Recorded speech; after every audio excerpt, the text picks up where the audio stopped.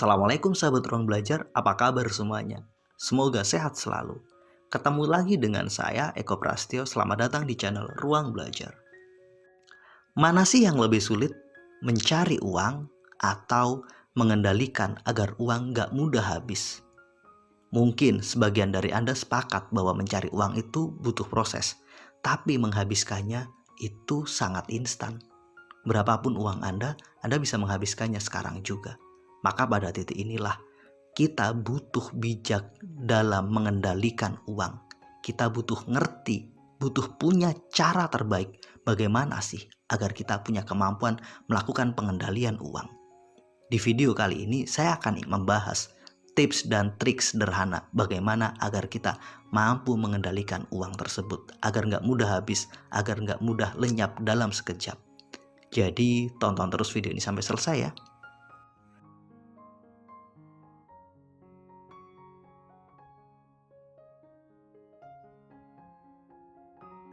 Untuk mengatasi kebiasaan buruk di mana kita sulit mengendalikan uang, di mana uang kita selalu mudah habis, bahkan kurang, maka ada baiknya kita kenali polanya.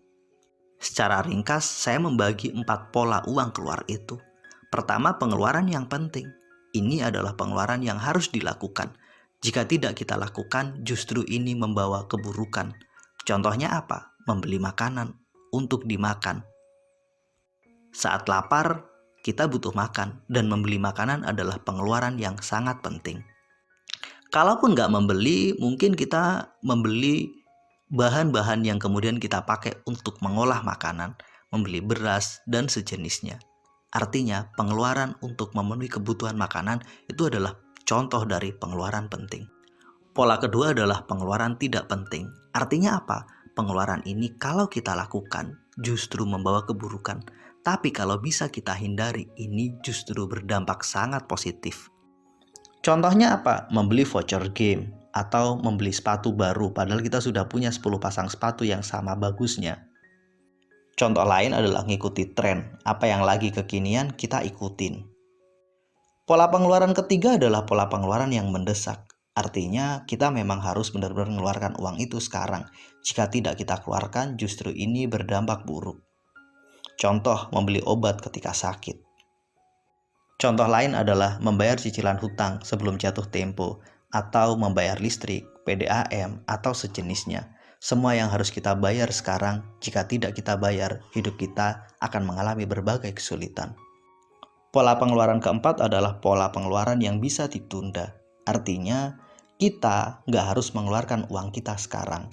Pengeluaran itu masih bisa kita cancel, masih bisa kita geser untuk tahun depan, 2 tahun lagi, bahkan bisa jadi 5 tahun lagi. Contohnya pengeluaran untuk traveling, atau have fun, atau yang sejenisnya. Nggak harus kita lakukan sekarang, kita masih bisa menundanya untuk bulan depan atau bulan-bulan berikutnya.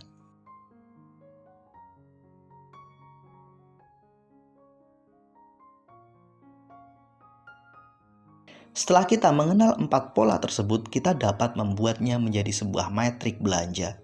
Maka sebelum kita belanja, sebelum kita keluarkan uang, kita harus cek dulu pengeluaran ini ada di metrik yang mana. Dengan kita tahu posisi pengeluaran kita ada di posisi yang mana, kita akan dapat menentukan prioritas dalam proses kita mengeluarkan uang. Metrik pertama adalah metrik yang penting dan mendesak.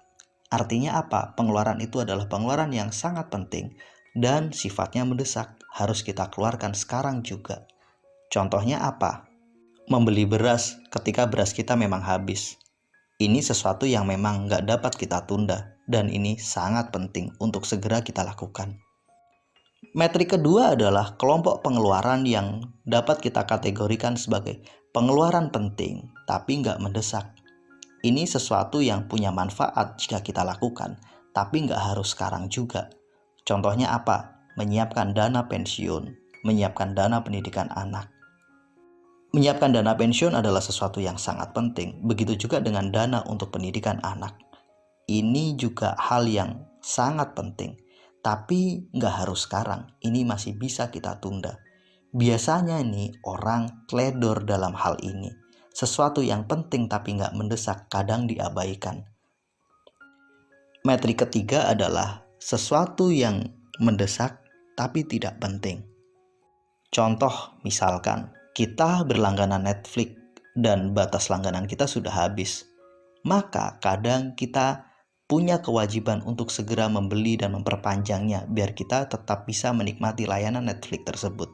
Ini adalah contoh pengeluaran yang mendesak tapi nggak penting. Mendesak karena memang kalau kita ingin menikmati Netflix kita harus bayar sekarang. Nggak penting karena sebenarnya hidup kita akan tetap baik-baik saja tanpa adanya Netflix. Metrik keempat adalah pengeluaran yang nggak penting dan nggak mendesak. Contoh buat nongkrong, buat jalan-jalan, buat have fun. Ini pengeluaran yang memang nggak penting dan nggak mendesak. Nggak penting artinya kita nggak dapat manfaat dari pengeluaran ini. Nggak mendesak juga bisa ditunda.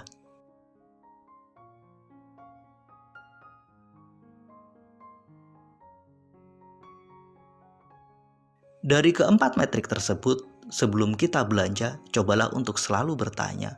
Sebelum kita keluarkan uang, cobalah untuk selalu berhenti sebentar, kemudian tanya deh, pengeluaran saya ini penting nggak sih?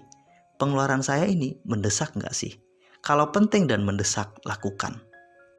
Artinya, fokuslah pada metrik pertama, yakni sebuah pengeluaran yang penting dan mendesak. Sementara kita juga harus fokus pada metrik kedua, pengeluaran yang sifatnya penting tapi nggak mendesak. Contoh untuk menyiapkan dana pendidikan anak-anak kita atau untuk dana pensiun kita. Sementara untuk pengeluaran yang sifatnya nggak penting tapi mendesak, lebih baik kita hindari, lebih baik kita tunda. Kita pakai uangnya untuk memenuhi pengeluaran di metrik kedua. Contoh nih, kita berlangganan Netflix. Ketika langganannya sudah habis dan kita pegang uang untuk memperpanjangnya, sementara kita belum punya dana pensiun, lebih baik uangnya kita cancel, kita fokus untuk menyiapkan dan menabung untuk keperluan dana pensiun kita. Terlebih untuk metrik keempat, yakni pengeluaran yang gak penting dan gak mendesak. Ini benar-benar wajib kita hindari. Realitanya banyak orang lebih fokus pada metrik 1, 3, dan 4. Kemudian mereka lupa pada metrik yang kedua. Efeknya apa? Mereka mungkin hidupnya akan baik-baik saja sekarang, tapi di masa mendatang mereka akan mengalami kesulitan karena mereka lupa menyiapkan sesuatu yang penting. Sesuatu yang penting itu dianggap gak mendesak hari ini. Dengan memahami 4 metrik belanja itu, teman-teman bisa fokus nih pada hal yang penting dan mendesak dan pada hal yang penting dan gak mendesak. Sementara untuk hal yang sifatnya tidak penting tapi mendesak, terlebih untuk sesuatu yang tidak penting dan tidak mendesak, itu benar-benar wajib kita hindari. Jadi sebelum belanja, sebelum keluarin uang, tanya, kita sedang mengeluarkan uang pada posisi metrik yang mana? Yang 1, 2, 3, atau yang 4? Fokus pada metrik 1 dan 2, hindari metrik 3 dan 4. Mudah-mudahan video ini bermanfaat. Sampai ketemu pada video kami berikutnya. Terima kasih telah menonton. Assalamualaikum warahmatullahi wabarakatuh.